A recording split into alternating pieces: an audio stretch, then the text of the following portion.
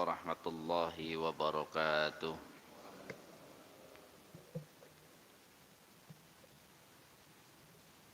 Innal hamdalillah nahmaduhu wa nasta'inuhu wa nastaghfiruh wa na'udzu billahi min shururi anfusina wa sayyiati a'malina.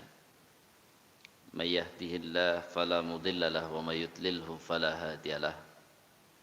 Asyhadu an la ilaha illallah wahdahu la syarika lah wa asyhadu anna Muhammadan 'abduhu wa rasuluh alladzi la nabiyya wa la rasula ba'dah. Allahumma fassalli wa sallim ala Muhammadin wa ala alihi wa sahbihi wa mawalah amma ba'd. Qala ta'ala ya ayyuhalladzina amanu taqullaha haqqa tuqatih wa la tamutunna illa wa antum muslimun. Jamaah sekalian rahimakumullah, pertama kita bersyukur pada Allah Subhanahu wa taala. Salawat dan salam dan tercurah pada Rasulullah sallallahu alaihi wasallam. Salah satu yang kita pernah pelajari dan ini menjadi pokok pertama yang harus kita selesaikan di kajian kita adalah masalah salat berkaitan dengan khusyuk.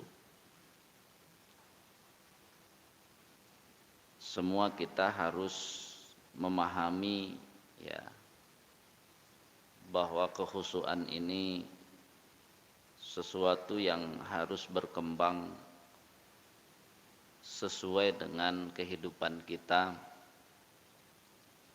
karena bicara kekhusyukan adalah bicara tentang ikhtiar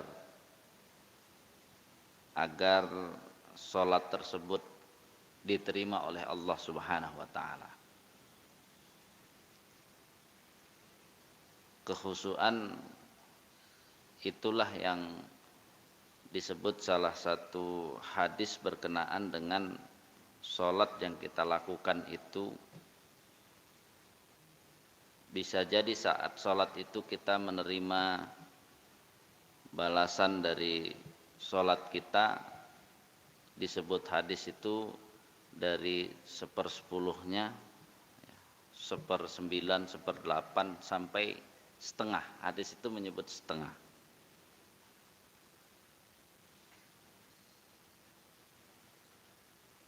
Bicara khusyuk adalah bicara dari niat sampai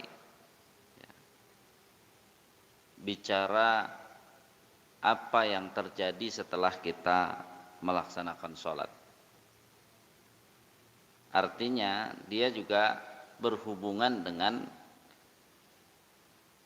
akibat yang ditimbulkan sholat atau efek dampak pengaruh yang ditimbulkan sholat kepada perilaku kita. Yang sudah terkenal adalah inna sholata tanha anil fahsya'i wal munkar. Jadi kita harus membawa diri kita ke ranah sholat itu dari potensi yang ada pada niat sampai kepada apa yang harus kita buktikan, apa yang harus kita usahakan untuk menunjukkan bahwa kita ini benar-benar orang-orang yang sholat. Ketika hari ini sholat itu seperti terpisah, maka banyak yang korupsi itu dia suka sholat juga. Bahkan mungkin dia sholat tobat, tapi begitu keluar korupsi lagi. Ini kan PR gitu. Sehingga ketika kita membaca surat Al-Baqarah ayat ketiga, ada kalimat wa yuqimunas shalah, karena ya, bunyi ayat itu merupakan komponen dari ciri orang yang bertakwa, maka berarti yuqimunas shalah itu salat khusyuk dari ya, niat sampai setelah salatnya.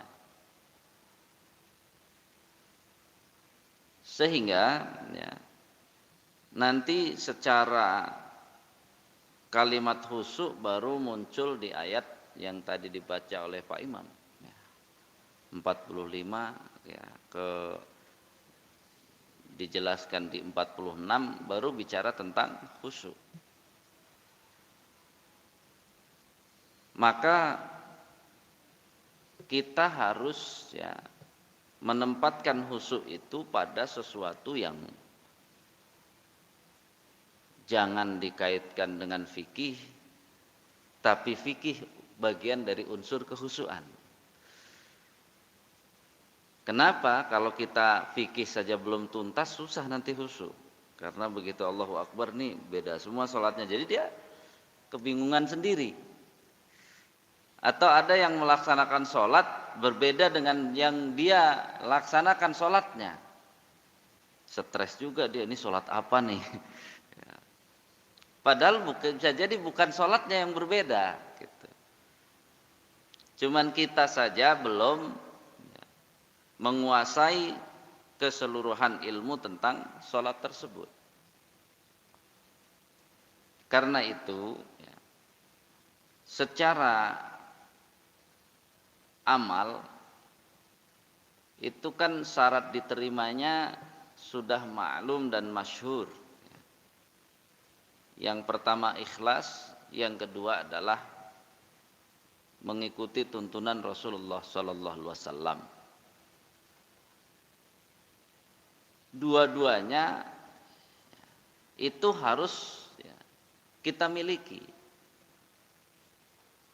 Mengartikan mengikuti tuntunan Rasul itu bukan mengikuti hadis. Tuntunan Rasul artinya seluruh ya, sumber yang dimiliki oleh Islam yang bisa dipertanggungjawabkan di hadapan ilmu yang diakui oleh para ulama tentang sholat, itu bagian dari mengikuti tuntunan Rasulullah sallallahu alaihi wasallam. Asal jangan ngarang yang tidak ada unsur ilmu yang telah disampaikan oleh ulama. Tentu bicara ulama ya tidak sembarang ulama ya. Ulama hari ini misalnya ulama yang telah diakui oleh ya, seluruh ulama hingga hari ini ya, seluruh ulama di dunia hingga hari ini. Artinya tugas ya, para ustadz, tugas ya, para ulama akhir zaman itu tinggal merujuk ya, bukan membuat yang baru, dia cuma merujuk saja. Apalagi bicara sholat adalah bicara dasar dan bicara awal. Tidak mungkin sholat ini ilmunya ilmu baru kan. Jadi secara data dan fakta untuk kaitan tuntunan Rasul, siapa yang memahami seluas-luasnya, maka kesempatan khusyuknya semakin luas. Siapa yang memahaminya dengan sesempit-sempitnya, sempit juga keikhlasannya. Karena itu, kita harus memahami ya, unsur ikhlas. Kalau unsur tuntunan Rasulullah gampang, tinggal semuanya datanya ada. Hadis-hadis tentang sholat ada, gitu ya. Fikih tentang sholat ada. Yang tentu hadis-hadis dan fikih-fikih sholat itu jangan dimasukkan ke dalam bahasan itu sebagai sebuah ya, masalah dalam kekhusyuan, tetapi makin semuanya difahami dan dikuasai, dia akan membantu kepada kekhusyuan. Karena unsur khusyuk dari kata-katanya itu, dari kata khusyuk itu kan unsurnya dia harus ada unsur ketenangan. Kemudian khusyuk itu kan ada unsur ketundukan. Khusyuk itu ada unsur semangat. Jadi sholat yang khusyuk itu pasti dia semangat, dari berangkatnya sampai melaksanakannya dia semangat. Kemudian unsur khusyuk itu kalau kita pahami dia itu juga mengandung keyakinan. Jadi ada ketenangan, kemudian ada ketundukan, kemudian ada apa yang ketiga tadi? Semangat. Kemudian yang keempat ada keyakinan di situ. Nah, namun semua ini unsurnya isinya dua. Unsur dari kita yang merupakan keniscayaan, yaitu unsur ikhtiar. Nah, ini yang fokus kita dalam khusyuk ini, yang unsur ikhtiar ini. Yang kedua, khusyuk itu ada unsur given, pemberian Allah. Kalau namanya pemberian Allahnya, kita bisa intervensi. Bisa nggak Pak intervensi pemberian Allahnya? Tidak bisa. Jadi unsur khusyuk itu gabungan dari adanya ikhtiar kita dan juga ada pemberian Allahnya.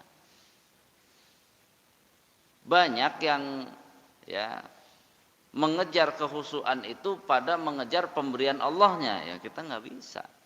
Akhirnya dia menyatakan khusyuk itu tidak ada, khusyuk itu tidak bisa, akhirnya ke sana karena dia memandang khusyuk yang merupakan pemberian Allah. Semua khusyuk sebenarnya pemberian Allah, namun kan ada dua sisi, ada yang pemberiannya tadi lebih besar dari ikhtiarnya, ada yang harus ikhtiarnya lebih besar dari pemberiannya. Semua komposisi itu Allah yang memberi. Tugas kita itu dalam menggapai khusyuan adalah memaksimalkan ikhtiar yang kita bisa. Jadi beban kita kan itu. Bahasa yang sudah terkenalnya khusyuk itu kan tugas kita adalah memprosesnya. Masalah nanti seberapa Allah berikan, seperti bapak-bapak yang sudah biasa dilakukan. Bapak dalam menghidupi keluarga itu kan tugas bapak ikhtiar. Tapi berapa diberikan oleh Allah itu tidak bisa ditentukan oleh kita.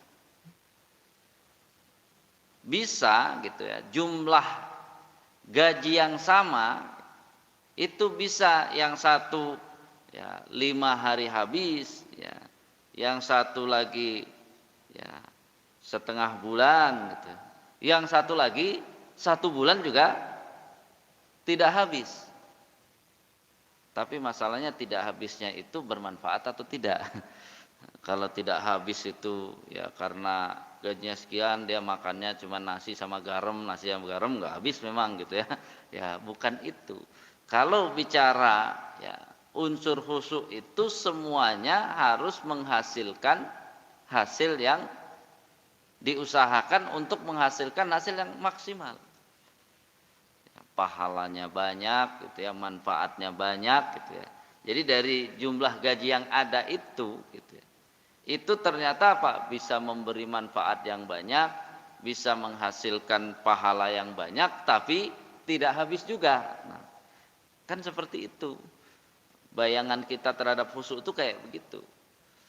Dia tidak akan habis setelah kita salam kekhusyukan itu, karena ketundukan itu tidak hanya saat melaksanakan sholat, dia harus dibawa sampai keluar dari sholat, di dalam kehidupan, di semua aspeknya. Makanya sholat sengaja ya, untuk kewajiban hari ini itu kan ditempatkan di semua ya, kegiatan kita. Lagi enak-enak tidur ya ada sholat subuh, lagi ya kenceng-kencengnya bekerja ada sholat duhur, lagi pengen santai ada sholat asar gitu ya. Jadi biar kita bisa ya membawa unsur-unsur khusyuk itu berarti apa? Harus melingkupi seluruh kehidupan kita. Tidak kenal pagi, siang, sore, malam, semuanya ada sholatnya. Jadi ketika kita tidak memahami peta kekhusyukan, maka akhirnya kekhusyukan itu hanya cenderung pada seolah-olah hanya ada pada ketika kita melaksanakan sholat saja, unsur yang terpisah, padahal tidak. Nah, tugas kita berikutnya adalah bagaimana agar kita dapat memenuhi tadi ketenangan gitu ya. Semua ya, ketundukan, semangat dan keyakinan. Maka unsur-unsur itulah yang mendorong kita akhirnya untuk ya, mendapatkan kekhusyukan. Dibutuhkan yang pertama adalah ya, ilmu tentang sholat ini seluas-luasnya dan sedalam-dalamnya. Makin luas, makin dalam, maka ikhtiar, kan tadi bicara ikhtiar sebenarnya. Ikhtiar kita untuk mendapatkan kekhusyukan makin banyak. Kan dia cerdas, dia kan banyak apa? Banyak yang sudah dia kuasai ilmunya. Waktu itu saya sudah katakan, ya, ada ribut usoli, padahal ya bicara usoli itu bukan masalah yang dikeluarkan oleh ulama untuk dimasalahkan. Ya kan dia cuma berhubungan dengan niat. Jadi tapi di kita seolah-olah itu menjadi faktor penentu kekhusyukan. Kalau nggak begini nggak khusyuk. Kita yang mempersempitnya. Unsur-unsur lain ya, akhirnya timbul kan, ini sholat ini kita semuanya dari awal sampai akhir ya, mau menggunakan cara sholatnya yang diterangkan oleh Imam Syafi'i atau Imam Malik atau ya, Imam Abu Hanifah atau Imam Ahmad Ibnu Hambal. Belum lagi timbul masalah boleh enggak kalau ya mengambil unsur-unsur dari mereka yang semuanya dibicarakan sehingga akhirnya pusing sendiri. Padahal kalau kita melihat bagaimana ketika Rasulullah mengajarkan kepada para sahabat, itu namanya unsur ilmu yang dia pahami dan dia ketahui itu biasanya ya, dibolehkan oleh Rasulullah untuk memasuki unsur amal. Maka ya pengetahuan-pengetahuan yang ujungnya ternyata masih hadis Rasul juga, kita jangan melihat ya pendapatnya, tapi pendapat ini ujungnya kemana. Ya contohnya lah, ketika kita lihat pendapat Imam Syafi'i berkenaan dengan ya kunut, itu ujungnya kemana? Selama ini kan kadang-kadang dikomentari seolah-olah itu ajaran Imam Syafi'i. Tapi kalau ditanya Imam Syafi'i mengambil kesimpulan untuk ya kunut diletakkan ke subuh, itu kira-kira yang beliau ya simpulkan dari mana? Dari hadis. Jadi bukan hadisnya begini, kenapa Imam Syafi'i begini. Nah, dia kan beda. Kita ini kan beda kemampuan dengan ulama-ulama yang telah diakui oleh ya, ulama-ulama yang lain akan keilmuannya. Kalau ada orang ngotot, apa bedanya gitu ya. Bedanya kalau Imam Syafi'i sudah diakui, kalau kita belum gitu. Itu sebenarnya perbedaannya. Hanya di situ gitu ya. Jadi jangan dipertanyakan, mereka kan sudah diakui. Dan kalau ditelusuri, cara menelusurinya kan tadi, ini dari mana? Itu kan dari pemahaman beliau tentang hadis. Pemahaman. Jadi permasalahannya kembali juga sebenarnya bicara khusyuk itu juga nanti yang kita perdebatkan hari ini itu bicara khusyuk adalah bicara pemahaman juga. Lucu juga, jadi saling memahami tapi kadang-kadang berantem. Jadi lucu juga, kok memahami berantem. Karena itu unsur ketenangan itu akan mudah ketika kita apa? Tadi, oh kita sudah punya datanya nih, ini sholat ada yang begini, begini, begini. Begitu kita Allahu Akbar, nah ini nih sholat yang salah satu sudah kita ketahui, kan kita tetap tenang. Bayangkan kalau ikut sholat dia nggak tahu gimana Pak. Dari rakaat pertama dia penasaran aja isinya. Nah kalau penasaran kira-kira yang dia baca ya Al-Fatihah dia baca itu kira-kira ya memberikan efek kehusuan atau tidak? Enggak, orang dia penasaran, bahkan dia pokoknya nanti nunggu imam selesai mau nanya lagi kan gitu. Jadi dia udah stres dari awal sholat sampai akhir sholat, malah yang dia pikirin imam berarti dari awal. Itu kan kasihan. Nah, unsur-unsur ilmu inilah yang kalau sudah bicara ilmu ya jangan bertentangan, kan ilmu itu seperti itu. Nah hari ini kan digiring.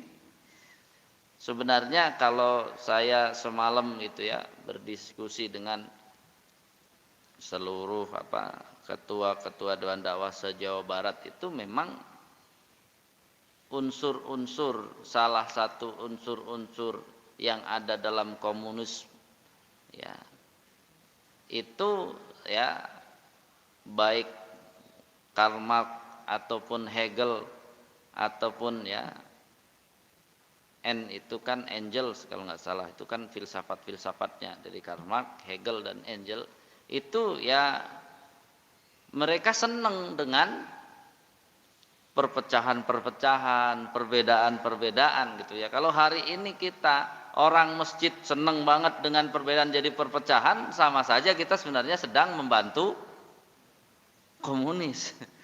Karena komunis itu adalah ya class action itu suka. Ya, pertentangan antar kelas itu dia suka.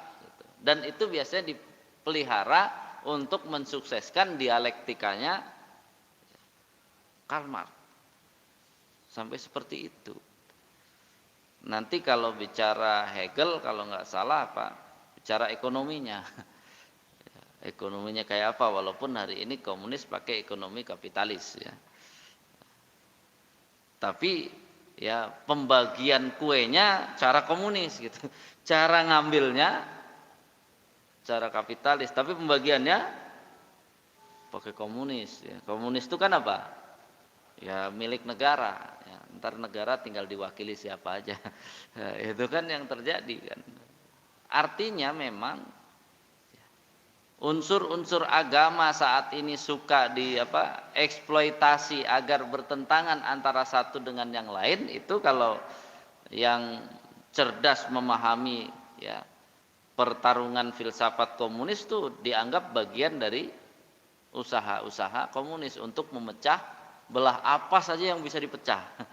Ya, mereka suka tuh apa saja yang mereka bisa dipecah sehingga kacau, sehingga nanti mereka tinggal bilang nih yang cocok agar ya menyatukannya ya yang dulu ditawarkan apa?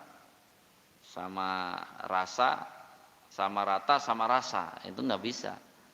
Kita sholat aja rasanya beda-beda gitu ya. Gimana akan bisa? Itu kan namanya apa? Kebohongan. Jadi sesuatu yang tidak ada pengen diada-adakan. Kembali kepada ya, potret kehusuan, maka tugas kita ya, ketika bicara kehusuan itu adalah tergantung apa yang mau ditempelkan kehusuan tersebut.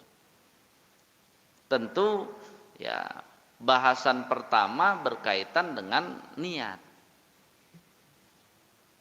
Jadi kehusuan dihubungkan dengan niat. Maka karena unsur yang disebutkan ya, bahwa niat amal itu akan diterima kalau niatnya ikhlas, maka orang yang ingin khusyuk dia harus ya memahami tentang ikhlas.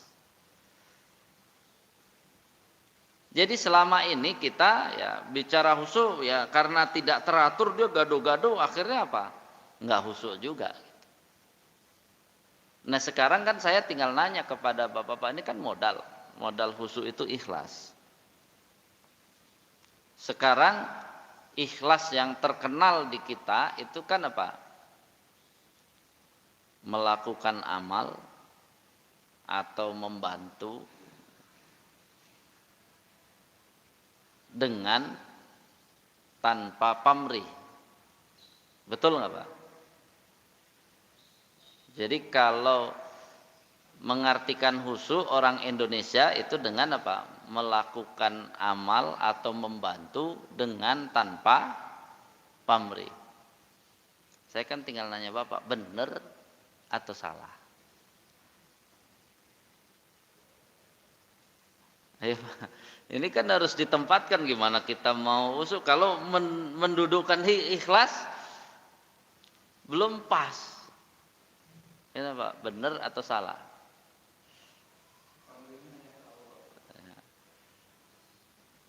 Jadi melakukan amal kan gitu, ataupun perbuatan pamrihnya hanya kepada Allah.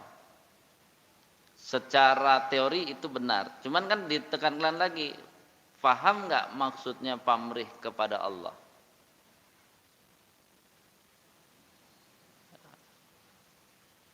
Karena bahasa itu memang bahasa dalam kamus bahasa Indonesia. Jadi tadi ikhlas yang terkenal di kita berarti ikhlas menurut bahasa Indonesia. Sehingga kesempatan semua mau dia dukun bisa ikhlas, bisa itu kan kacau. Ya kan kalau melakukan amal tanpa pamrih kan pas dukun bantu orang tanpa pamrih akan disebut ikhlas gitu ya.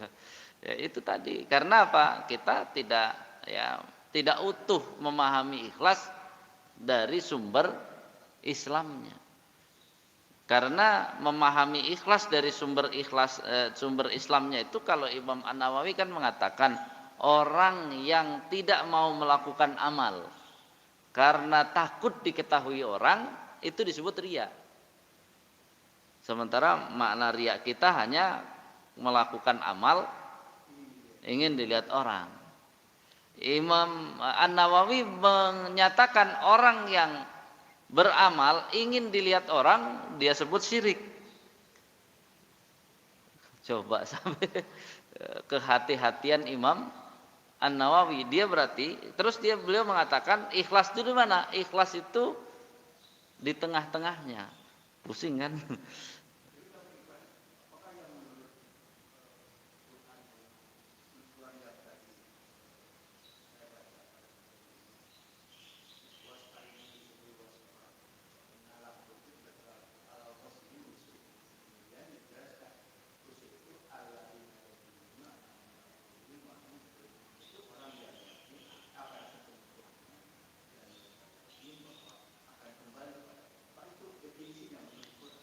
Eh, itu clue-nya. Definisi itu kan bisa clue, cuman orang gimana memahaminya. Karena itu kalimat abstrak kan harus sebagai ya seorang guru, pembimbing, orang tua kepada anaknya, masa anak diajarin abstrak pasti apa? Ya tadi kayak ikhlas ya. Ikhlas itu ya kalau kita menggunakan ya, 13 hadisnya Imam An-Nawawi dalam Riyadhus Shalihin bab ikhlas. Kemudian ada 3 ayatnya, kan itu kan ada ikhlas di situ kan dijelaskan. Riyadhus Shalihin di sini pasti ada. Tapi kita nggak pernah kan lihat tuh ini Riyadhus Shalihin bab ikhlas. Coba lihat kan ada 13 apa? Hadis di situ. Itu kalau kita ya ibaratnya ramu, unsur pertama dari keikhlasan yang harus Bapak ya miliki adalah semangat tadi menggali ilmu seluas-luasnya sebagai data dan fakta yang tidak boleh diingkari. Mentang-mentang Bapak suka dengan ya kalau udah wudu kesenggol ya, istrinya batal, terus Bapak mengingkari ada orang yang berwudu ya, kemudian salaman sama istrinya, setelah itu jadi imam. Kalau Bapak itu mengingkari itu, Bapak belum ikhlas sebenarnya. Karena dalam ranah ilmu itu sah. Jangan dibawa pakai mazhab Syafi'i ya jadi enggak sah. Tapi ranah ilmu sah. Kan kalau kita ngotot berarti kan apa? Kita belum menggunakan metode ilmu seluas-luasnya. Makanya unsur ikhlas yang pertama menjadi kacau. Jadi ikhlasnya dalam amal itu baru menurut selera Bapak. Bukan selera Allah. Karena unsur-unsur tadi sudah ditegaskan oleh ulama dan ulama sepakat, berarti 2 cara atau mungkin bisa 3 cara itu adalah yakin gak kamu karena Allah? Kalau yakin karena Allah enggak usah, itu memang diakui dalam ilmu. Jadi bahasanya sederhana Pak, yang beda ya harus dibedakan, yang sama baru disamakan. Di kita itu gimana mau dapat ketenangan, inginnya menyamakan yang beda, membedakan yang sama, stres. Jadi sebelum sholat aja sudah stres, gimana mau tenang. Jadi unsur ikhlas itu harus tadi buka lagi ilmunya. Kok kita agak masih apa? Masih terganggu ketenangannya, buka lagi. Oh, ternyata kan secara jujur ilmu kita lebih sedikit dari jumlah ilmu yang ada. Jadi ketika menemui masalah jangan kayaknya masalahnya yang ini, pasti kitanya yang bermasalah karena ilmu kita kan belum seluas aslinya. Jadi ya unsur keikhlasan harus membawa ketenangan itu adalah dengan luasnya ya, tadi ilmu. Imam Syafi'i kan santai-santai aja dituduh anaknya Imam Ahmad Ibnu Hambal kan gitu ya. Atau Imam Ahmad Ibnu Hambal lah. Itu kan saat apa? Imam Syafi'i datang ke rumah Imam Ahmad Ibnu Hambal, disediakan makanan yang enak-enak, dimakan semuanya. Anaknya kan apa? Udah punya catatan satu. Ini katanya orang hebat kata ayah, tapi apa? Makannya apa? Banyak banget, rakus, bahasa orang sekarang rakus. Satu catatan gitu kan. Kemudian ternyata apa? Dia lihat-lihat gitu kan bayangan anaknya namanya orang solis yang sudah diajarkan apa?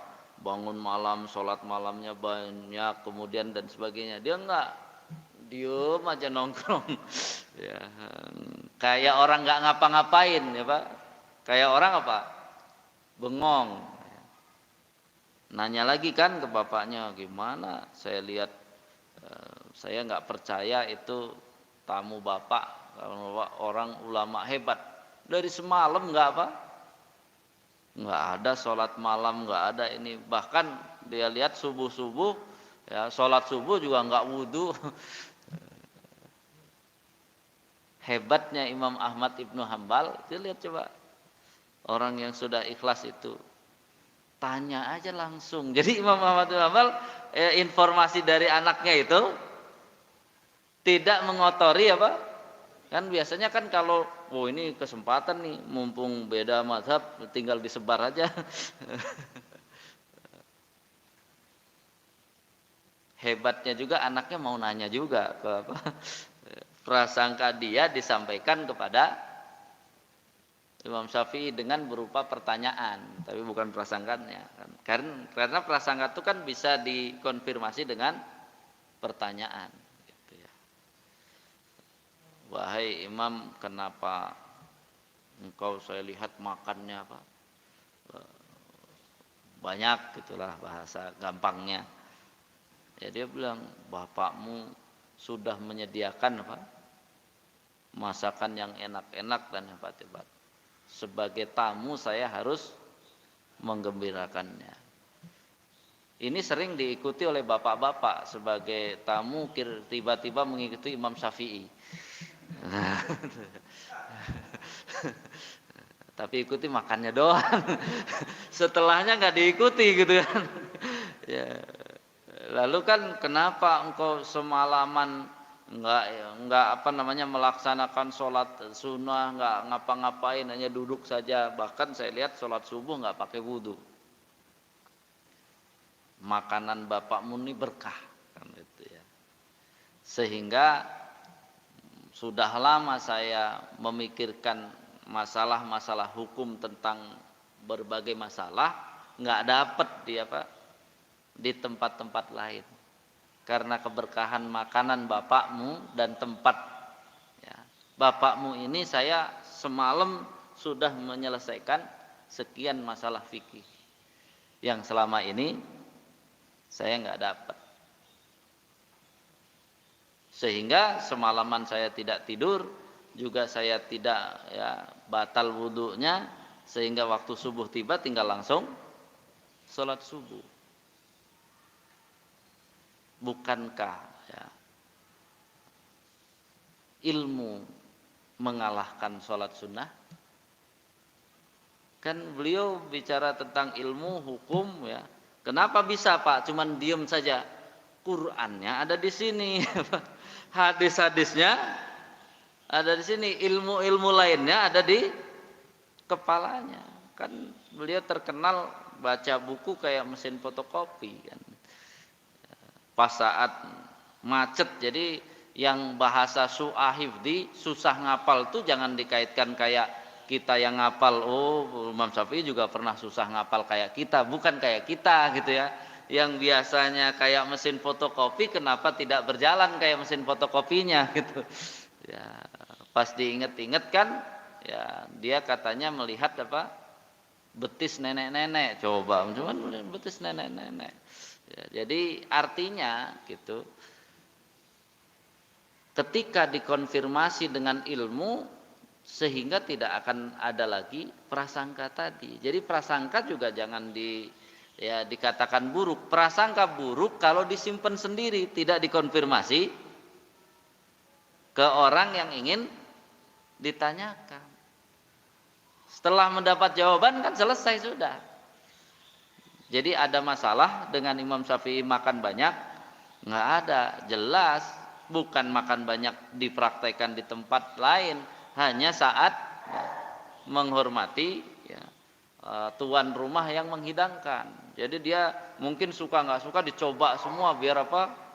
Biar bahagia. Tapi karena niat baik tadi membawa keberkahan. Kalau saya udah bayangkan kalau kita yang seperti Imam Syafi'i kira-kira semalaman bisa tidak tidur sampai subuh atau tidur sampai kelewat subuh. Itu coba beda gitu ya.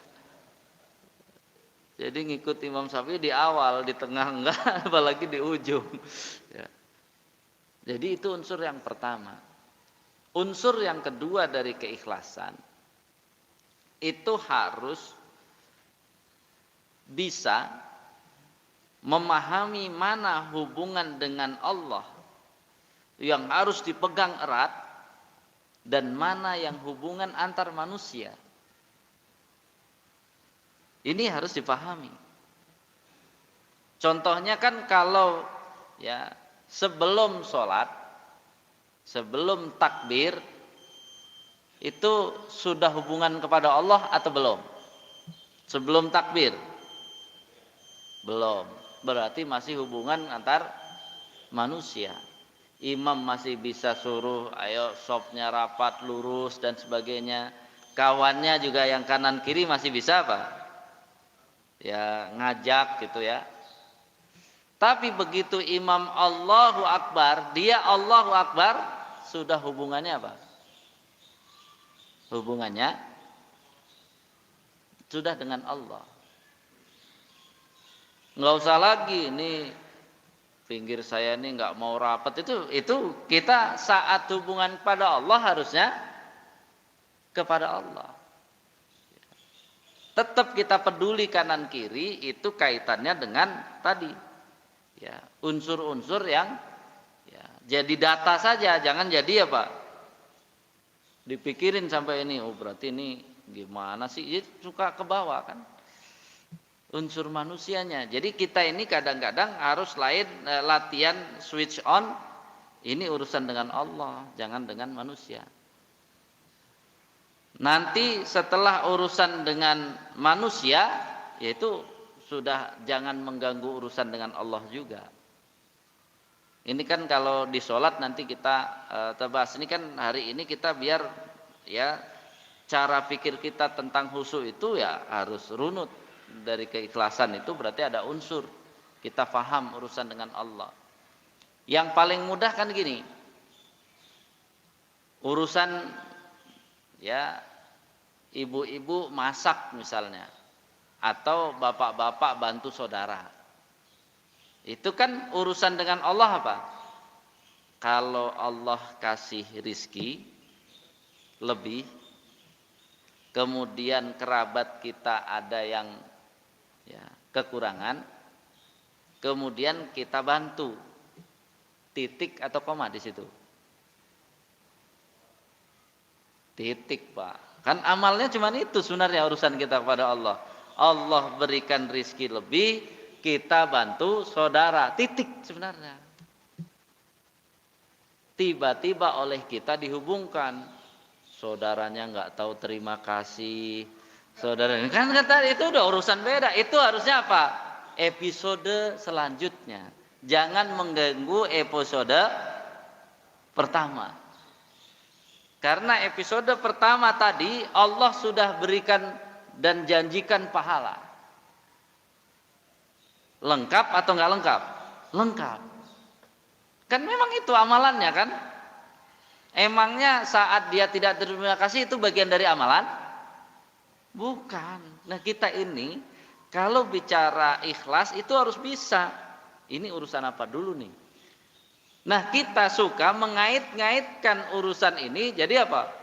Udah dibantu sering nggak tahu terima kasih, jadi rusak juga di bawah-bawah juga. Ini namanya apa? Kepentingan kita antar manusia mengalahkan hubungan kita dengan Allah yang harusnya sudah selesai. Kalau Allah mau mengutus malaikat yang ngomong, kenapa kamu sudah selesai gajinya tinggal ambil, kenapa malah apa? Dibawa-bawa ke urusan mana-mana. Tadi kan ibu-ibu tiba-tiba sudah capek-capek masak kagak dimakan. Itu kan gak nyambung sebenarnya. Karena ibu-ibu itu saat dia capek-capek masak, masakannya mateng, pahalanya sudah lengkap, kamil, di situ lengkap pahalanya. Jangan dirusak dengan, kan dia tinggal manajemen berikutnya. Nah, nanti bicara sholat manajemen berikutnya lagi gitu. Kan kalau dimakan gimana, kalau nggak dimakan bagaimana, itu disiapin. Makanya unsur khusyuk itu, unsur ikhlas, ini kan bicara masih ikhlas. Itu kalau terjadi permasalahan nambah ilmunya, jangan nambah emosinya. Ya, selama ini terjadi permasalahan nambah emosinya, ya rusak tambah rusak. Ya, udah capek-capek keluar duit gitu ya, dari Allah dikasih, ditahan mau beli ini buat bantu, gara-gara dicampur ya jadi nggak enak. Harusnya jangan dicampur. Itu namanya memisahkan tadi. Ikhlas itu urusannya bisa memisahkan.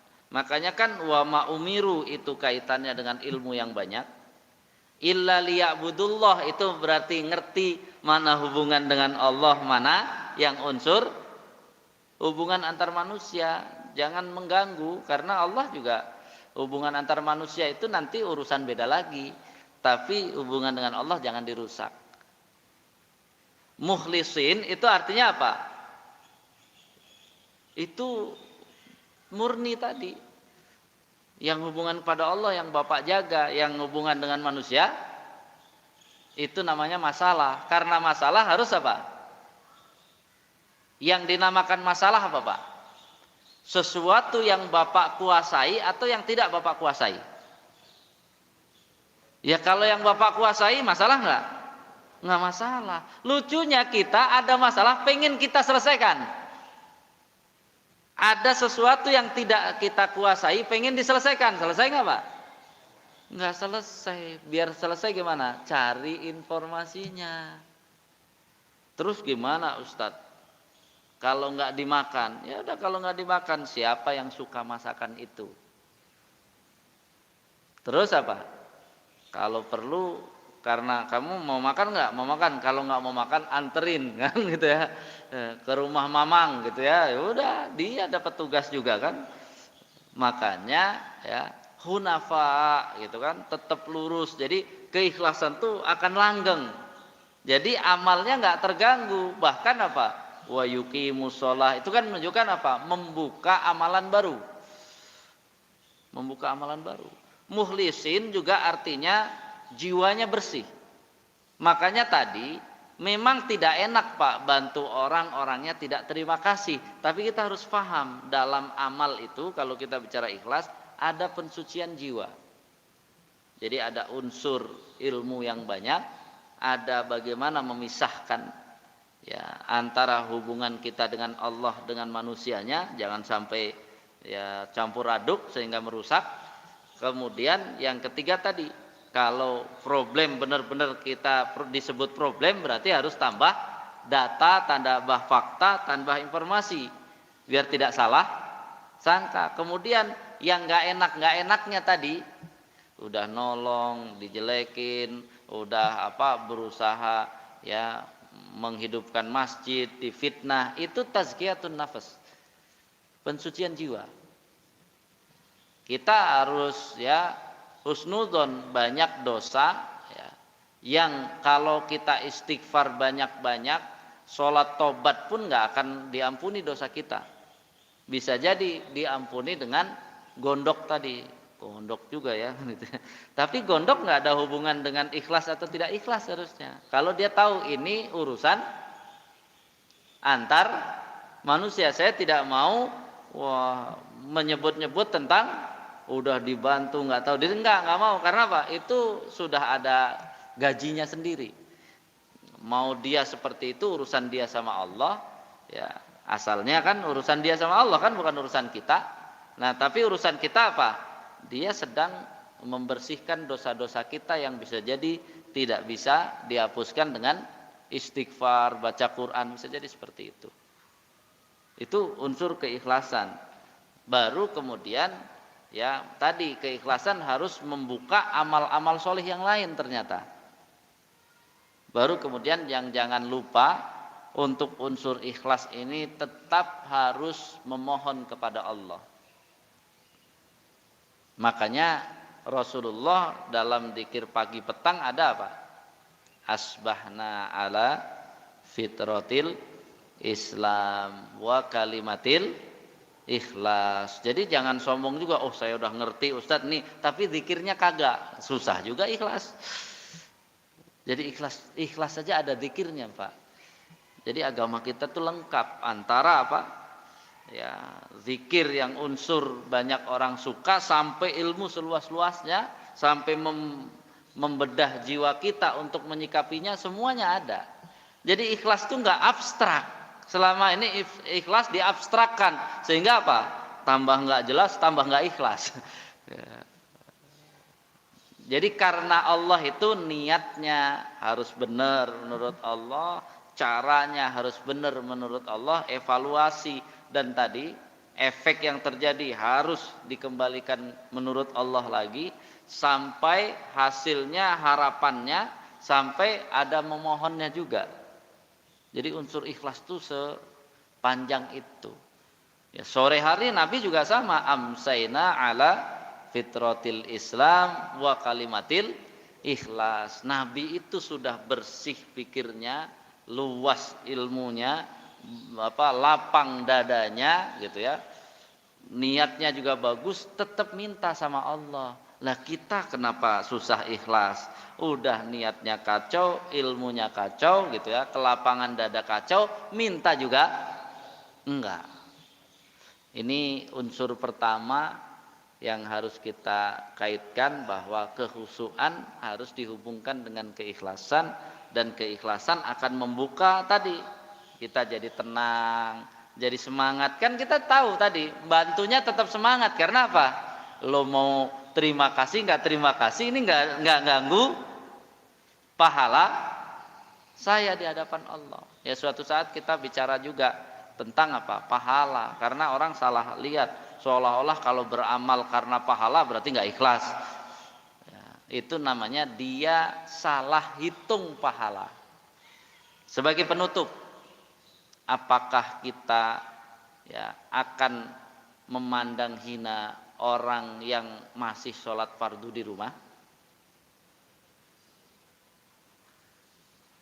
Mari kita bicara data pahala. Sholat fardu pahalanya kecil atau besar? Kecil atau besar? Sholat fardu di rumah pahalanya kecil atau besar? Karena kan itu kan udah salah. Namanya sholat fardu tuh nggak ada pahalanya kecil. Orang sholat fajar yang sholat sunnah saja 2 rakaat, Nabi seringnya terlihat tidak pakai ayat, berarti kan apa? Tidak seperti tidak membaca surat, berarti sholatnya apa? Ringan, tapi pahalanya berapa? Lebih baik dari dunia seisinya. Saya pakai ya cara berpikir fitrah yang lurus. Pahala sunnah sama fardu besaran mana? Ah, berarti sholat fardu itu pahalanya lebih besar lagi. Dia niat. Ada orang mau berbuat baik niat, tidak dikerjakan, dapat pahala berapa? 1. Kalau dia berniat dan dikerjakan, kok 2? Tuh kan salah 2. 10. Berarti walaupun disebut sholat di rumah itu sendiri, berarti nilainya berapa? 10. Kan niat sama itu, berarti sebenarnya 10. 10 kali berapa? Kok kali 5? Kali lebih baik daripada dunia dan seisinya. Bapak berani menghinakan orang. Jadi tidak perlu saling menghinakan, tapi ke masjid. Kenapa sahabat Nabi sampai harus merangkak juga kalau bisa ke masjid? Sekarang tadi kan 10 kali dunia seisinya. Nah, kalau berangkat ke masjid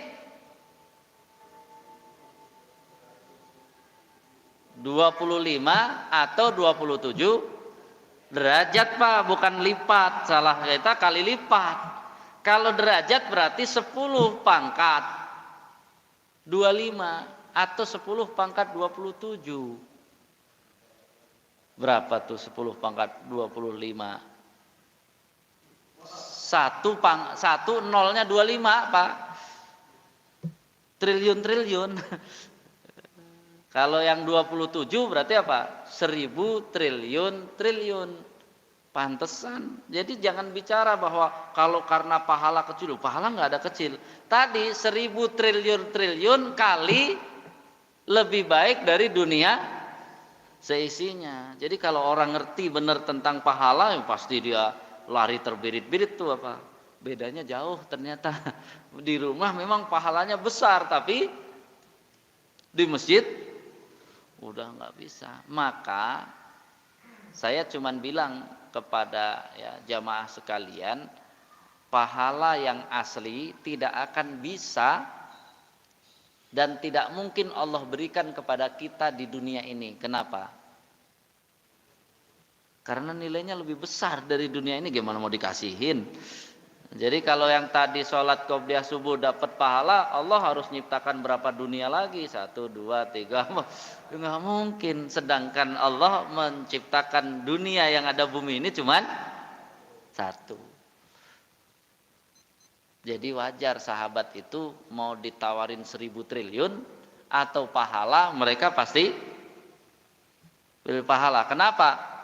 Terlalu kecil pahala dibayar segitu. Orang sekarang nggak dibayar apa-apa aja nggak mau pahala, karena menurut dia pahala itu nggak jelas, ya gitu. Padahal pahala jelas, ya gitu ya. Jadi kalau yang orang semangat udah tahu, ya pahala nggak bisa. Pokoknya pahala tuh selalu lebih besar daripada dunia ini. Balasan dari Allah tuh nggak kecil, selalu lebih besar. Sehingga apa? Nggak mungkin dikasihkan. Lalu apa yang kita miliki di dunia ini? Sekedar bonus saja. Bonus Pak. Jadi gini, nanti kalau kita belajar contoh mendidik anak, tugas Bapak itu mendidik, mendoakan, nggak ada urusan sebenarnya dengan anaknya solih atau tidak, karena anak solih atau tidak itu hasil. Jadi walaupun anak Bapak bandel, kalau Bapak terus mendidik dan mendoakan, pahalanya tetap, karena kewajiban Bapak bukan menjadikan anaknya menjadi solih, sebenarnya apa? Mendidik. Jangan sampai juga anaknya solih, dia santai-santai aja, pas diukur kamu nggak ada kontribusi di kesolihan ini, berarti kamu nggak dapat pahalanya, bisa begitu. Jadi karena resiko punya anak itu walaupun dididik bisa bandel, bisa solih. Berarti kalau bandel dan solih atau solih itu kan hasil. Kalau hasil berarti apa? Allah itu yang berkehendak. Nah kita apalagi cara pandang kita kan sempit. Ya bisa jadi anak kita solihnya menunggu kita meninggal dunia, kan kita nggak tahu. Ya, jadi jangan ya pokoknya kalau belum mati jangan dibilang bandel, gitu ya. Jadi itu makanya kita itu yang sering lupa tiba-tiba apa? Gara-gara bonus kita lupa kerjaan kita, dipecat kan gitu ya. Doa nih tiba-tiba Bapak bilang kok saya doanya nggak dikabulkan, itu salah besar. Karena nomor 1 Bapak banyakin doa saja, ad-doa huwal ibadah. Berarti kalau Bapak berdoa sudah dapat pahala. Tadi pahala besarnya gimana Pak? Nggak mungkin kecil di dunia. Jadi Bapak minta motor itu kecil banget, itu lebih kecil daripada pahalanya. Jadi walaupun nggak dapat motor, bapak sudah dapat pahala. Jangan dibilang doanya apa? Tidak dikabulkan. Bapak nggak dapat bonus doang. Kalau nanti dikasih motor, motor itu bonus.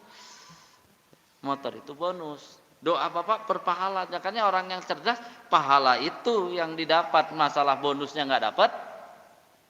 Kan tidak semua orang dikasih bonus, tapi semua orang Allah janjikan balasannya. Ya balasannya yang itu. Jadi anak solih bonus, istri solihah bonus, kan semuanya bonus. Ya, maka bagi orang yang cerdas dia akan berjuang terus. Sebagai penutup kita harus merenungkan itu sebenarnya Rabbana atina fid dunya hasanah wa fil akhirati hasanah, tapi oleh Bapak ya Kiai Haji Sahal ya, pimpinan Gontor itu selalu ditekankan. Saya kemarin ketemu alumni yang dia ingat selalu begitu. Banyak orang ya berjuang untuk hidup yang lebih baik, tapi tidak banyak orang yang berpikir bagaimana caranya mati yang baik. Orang selalu di pikirannya itu bagaimana hidup yang baik, hidup yang baik. Akhirnya dia tidak pernah memikirkan mati yang baik. Padahal kalau memikirkan mati yang baik, hidupnya insya Allah baik. Tapi orang mikirkan hidup yang baik, gimana nggak stroke makan aspal. Aspal harusnya 10 cm jadi 7 cm. Berarti yang 3 cm dimakan. Jadi kalau makan aspal bisa stroke, tapi stroke belum tentu makan aspal. Jangan dibalik juga. Jadi kalau jamaah kita stroke berarti makan aspal. Bapak salah gitu. Itu tidak berlaku sebaliknya. Yang berlaku adalah dari sana. Kalau berani makan aspal, makan beton, siap-siap stroke. Masa betonnya? Tapi orang stroke belum tentu. Orang dia makan daging kambing stroke kan gitu ya. Bisa gitu ya. Jadi ini mudah-mudahan ya kita harus dengan gembira semangat mempelajari kekhusyuan. Biasanya kan mempelajari kekhusyuan dengan tegang. Nah, kita harus menempatkan unsur-unsurnya sehingga nanti pelaksanaannya mudah. Wallahu a'lam bishawab. Ada pertanyaan? Ya silakan. Waalaikumsalam.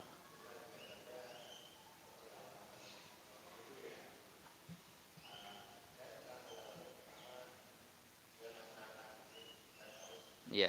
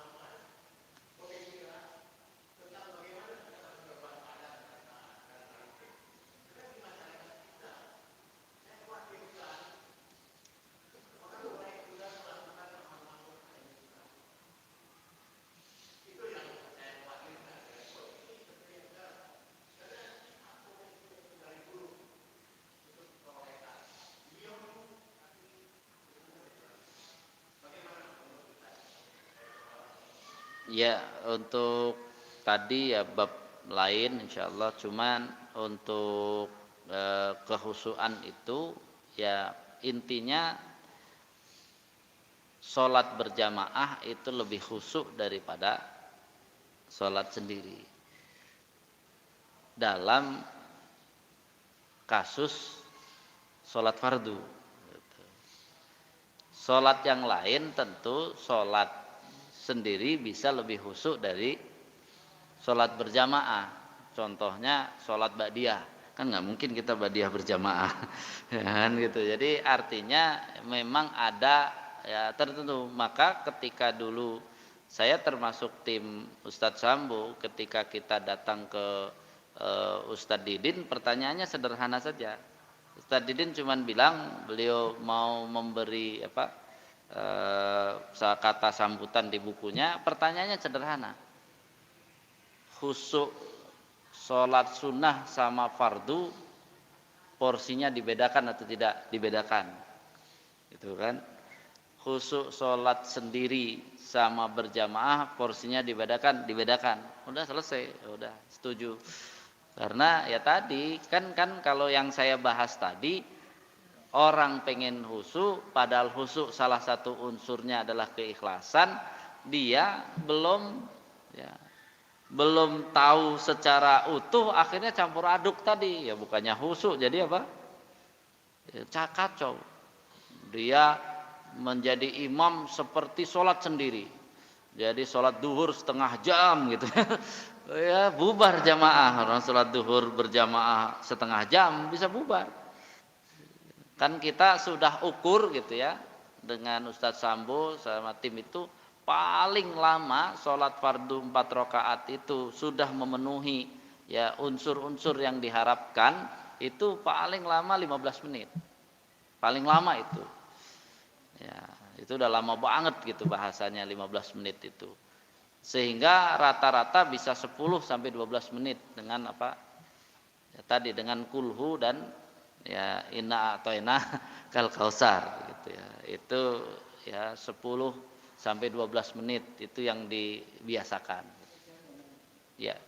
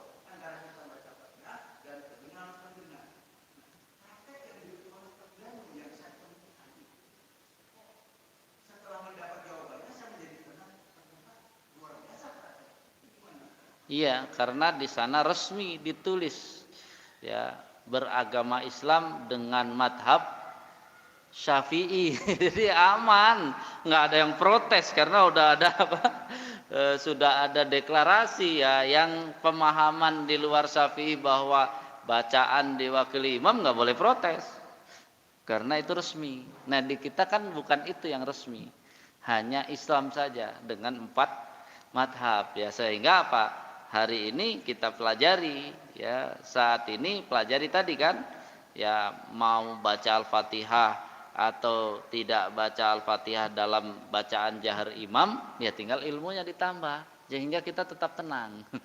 Jadi ya bukan bahasa kita ya bukan pilihan, karena apa? Ya kita kan di sini. Nah, di sini berarti apa? Saat kita temui yang tadi itu, oh ini menggunakan mazhab Syafi'i. Tapi di kita yang menggunakan mazhab Syafi'i juga kadang-kadang nggak begitu, nggak ada waktu untuk apa? Baca Al-Fatihah. Itu juga harus dipahami artinya. Nah disinilah kita yang akhirnya kan jawabannya tadi, untuk khusyuk butuh apa? Ilmu yang lebih banyak tadi.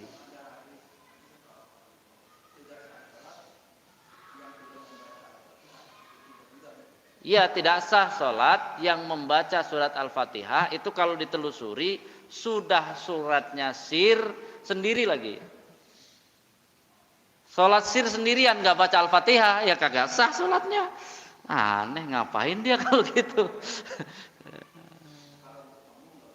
Ya makmum kan sebenarnya apa? Orang ya walaupun madhab Syafi'i itu salah satu madhab Syafi'i lah yang mengambil bahwa dapat ruku imam dapat satu. Kalau ruku ada Al-Fatihahnya nggak? Nggak ada, orang ruku nggak ada Al-Fatihahnya ya itu tadi. Makanya beberapa yang dari Persis itu dia kalau dapat ruku nggak mau, dia harus dapat, dia pegang hadisnya. Ya dia kalau Al-Fatihah, kalau nggak dapat Al-Fatihah dia nggak itu. Makanya kita karena kalau paham kan enak, ya santai-santai aja. Ya boleh beda di sini, beda yang sesuai dengan standar pemahaman ilmu, bukan asal beda gitu ya. Jadi kita lega nggak ada ganjalan kan tugas kita tadi. Saya harus setenang-tenangnya. Makin banyak informasi paham, sholat di mana aja. Cuman ya konfirmasi saja. Oh ini. Begitu Bapak nanti ke Pakistan, India gitu ya. Begitu waladhdallin, Bapak teriak amin sendirian. Nanti orang sana ini madzhab Syafi'i kan mereka nggak pakai aminnya nggak keras-keras gitu ya. Jadi artinya ya kita santai-santai aja. Makanya kalau masuk ke masjid manapun santai aja dulu. Jangan banyak hanya menggunakan cara kita gitu kan. Jangan-jangan caranya beda gitu ya. Tapi sudah mulai paham bahwa cara itu cara yang dibenarkan, santai-santai saja. Jadi nggak mungkin kita dapat ketenangan kalau ilmu kita kurang. Jadi stres terus, ke masjid ini stres, ke masjid ini stres. Jadi kalau orang saat ini ke masjid banyak stres, Bapak udah mengerti ini ilmunya yang kurang, bukan masjidnya yang salah kan gitu ya. Jadi ilmunya aja yang kurang gitu ya. Jadi demikian ya, mudah-mudahan kita bisa lanjutkan lain waktu. Kita tuh dengan alhamdulillahirabbil alamin. Subhanaka Allahumma wa bihamdika asyhadu an la ilaha illa anta astaghfiruka wa atubu ilaik. Assalamualaikum warahmatullahi wabarakatuh.